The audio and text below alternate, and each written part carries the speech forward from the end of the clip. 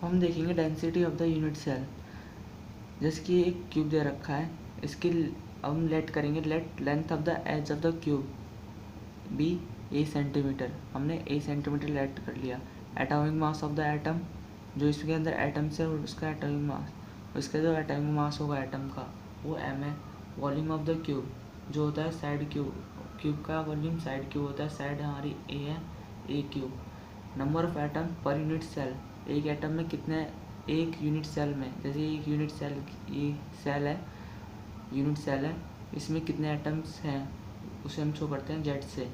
Mass of each atom, हर एक atom का मास वो होगा हमारा एम। तो हम डेंसिटी निकालें, डेंसिटी होता क्या है, सिंपल हम बोलते हैं मास अपॉन वॉल्यूम। तो density of the unit cell पढ़ रहे हैं तो हम density equals to mass of the unit cell upon में volume of the unit cell. अब हमें पता है कि मास ऑफ ईच एटम जो है हमारा एम है, और टोटल एटम्स कितने हैं हमारे, number of atoms be Z. तो Z into mass of each atom be the mass of the unit cell. इस पूरे यूनिट सेल का मास कैसे निकालेंगे कि इसके अंदर कितने टोटल एटम्स हैं, इनटू में हर एक एटम्स का, एक एटम का मास ऑफ ईच एटम कितना है, एम है।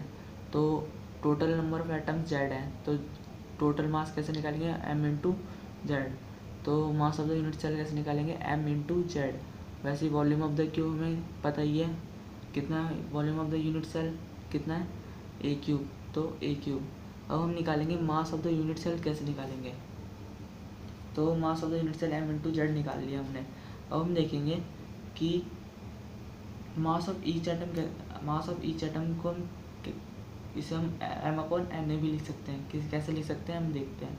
हमें पता है कि number of atoms equals to number of moles into Avogadro number होता है। अगर एटम्स, नंबर ऑफ एटम्स चाहिए तो नंबर ऑफ मोल्स पता होना चाहिए और एवोगैड्रो नंबर पता होना चाहिए। तो हमें पता करना है कि हमें पता है नंबर ऑफ मोल्स क्या होता है, given mass upon molar mass. Given mass क्या है, एम है, upon molar mass, atom molar mass, atomic mass को भी मोलर मास बोला जाता है, वो है हमारा capital M into Avogadro number.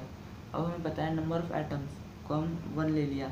हम एक एटम में, ये पूरा क्या है, एक एटम है, एक एटम में मास निकालना है, गिवन मास निकालना है। तो एम अपॉन में एन ए इक्वल्स टू, यहाँ पर एम रह गया, तो जो मास ऑफ ईच एटम निकलेगा वो एम अपॉन में एवोगैड्रो, एटॉमिक मास अपॉन में एवोगैड्रो नंबर। तो हम एम की जगह पे लिख सकते हैं एम अपॉन में Avogadro number into Z upon में volume of the unit cell कितना है, ए क्यूब। अब हम इसे लिख सकते हैं एम अपॉन में a cube into Z upon Z, M into Z upon में a cube into Avogadro number. और जो डेंसिटी होती है वो उसकी ऐसा यूनिट होती है ग्राम पर सेंटीमीटर क्यूब। अब हमें पता है कि अगर जेड की वैल्यू अगर 1 होगी, जेड क्या होता है, जेड होता क्या है, नंबर ऑफ एटम पर यूनिट सेल, एक यूनिट सेल में कितने एटम्स प्रेजेंट है। तो अगर सिंपल क्यूबिक की बात करें वो, तो जेड की वैल्यू 1 लेंगे। अगर बीसीसी की बात करें, body centered cubic unit cell की, तो जेड की value 2। Face centered cubic unit cell की बात करें तो जेड की वैल्यू 4। ये हमें क्या गिवन होता है क्वेश्चन में, डेंसिटी क्वेश्चन, इस ये इंपॉर्टेंट फार्मूला हमें याद होना चाहिए, इंपॉर्टेंट फार्मूला है और इसके ऊपर क्वेश्चन भी पूछा जाता है।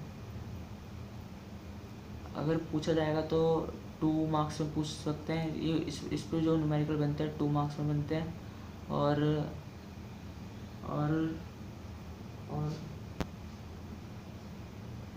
3 मार्क्स पे भी बन जाते हैं। तो टोटल चैप्टर जो होता है 4 मार्क्स का होता है, तो 2 मार्क्स का भी बन सकता है और 3 मार्क्स का भी बन सकता है। तो एक ही इम्पॉर्टेंट टॉपिक होता है डेंसिटी का। अब इसके ऊपर न्यूमेरिकल बनते हैं कैसे, एक तो इसे ड्राइव करने के लिए पूछ लेगा ये, तो हमें ड्राइव करना होगा इसी मेथड से। और अगर इसके ऊपर न्यूमेरिकल दिए जाते हैं तो हमें क्या, इस टोटल इसमें कितने यूनिट्स है, density, atomic mass, number of atom पर unit cell, edge of the cube और एवोगैड्रो नंबर, 1 2 3 4 5 चीज़ें गिवन है। इसमें से 4 चीज़ें गिवन होती हैं और एक चीज़ पूछ ली जाती है। जैसे कि हम क्वेश्चन करते हैं एक कि देख हमें गिवन है a face centered cubic unit cell, हमें गिवन है फेस सेंटर्ड, एफसीसी की बात करी गई है।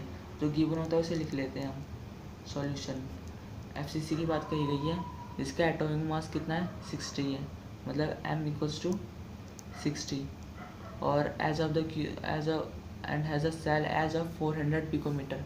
पिकोमीटर में हम पहले इसे सेंटीमीटर में करेंगे, तो 1 पिकोमीटर होता है कितना है हमारा, 1 पिकोमीटर इक्वल्स टू 10 की पावर माइनस 10 सेंटीमीटर। तो इस सेंटीमीटर में करेंगे हम इसे, तो 400 पिकोमीटर कितना होगा, इक्वल्स टू 400 इंटू 10 की पावर माइनस 10 सेंटीमीटर। इसे सॉल्व कर लेंगे, कितना हो जाएगा ये 4 इंटू 10 की पावर माइनस 8 सेंटीमीटर। हमारा FCC की बात करिए, FCC में जेड की वैल्यू होती कितनी है, ये होती है हमारी 4, हमें पता है। अगर face centered cubic unit cell इसने क्या रखा है, तो जेड की वैल्यू नंबर ऑफ एटम होता है कितना है per unit cell 4। Atomic mass given ही है 60, एज ऑफ द सेल भी गिवन था, क्यूब वो हमने निकाल लिया। पिकोमीटर को पहले सेंटीमीटर में करना जरूरी होता है इसे, वरना आंसर हमारा गलत आएगा। और इसने डेंसिटी पूछी है, तो हमें 4 चीज़ें तो पता ही है, एवोगैड्रो नंबर हमें पता ही कितना होता है, हमें इसकी वैल्यू तो याद रखनी ही पड़ती है 6.022 इंटू 10 की पावर 23। तो 4 चीज़ें गिवन हो गई, 1 2 3 4, और हम डेंसिटी पूछा है, डेंसिटी निकाल लेंगे, फॉर्मूला सिर्फ लगाना है, डेंसिटी इक्वल्स टू एम की वैल्यू कितनी है, m इंटू जेड अपॉन में a cube into Avogadro number. m की वैल्यू 60 है, z की वैल्यू 4 है, ए क्यूब है हमारा 4 इंटू 10 की पावर माइनस 8 क्यूब, और इंटू एवोगैड्रो नंबर 6.022 इंटू 10 की पावर 23। अब इसे सॉल्व कैसे करेंगे, ये सॉल्व करना सीखते हैं, सॉल्व करना तो आता ही होगा। 60 इंटू 4, इसको कैसे सॉल्व करेंगे, 4 इंटू 4 इंटू 4, 4 4 जा 16, 16 4 जा 64 इंटू 10 की पावर माइनस 8 है, तो ये हो जाएगा 10 की पावर माइनस 24 इंटू 6.022 इंटू 10 की पावर 23। इसे सॉल्व कर लोगे, अब तो मल्टीप्लाई करना है, डिवाइड करना है, इससे गया तो सॉल्व कर तो हो जाएगा आपसे। जो आंसर आएगा वो हमारा आएगा ग्राम पर सेंटीमीटर क्यूब में। यूनिट डालना मत भूलना, ये हो गया हमारा आंसर।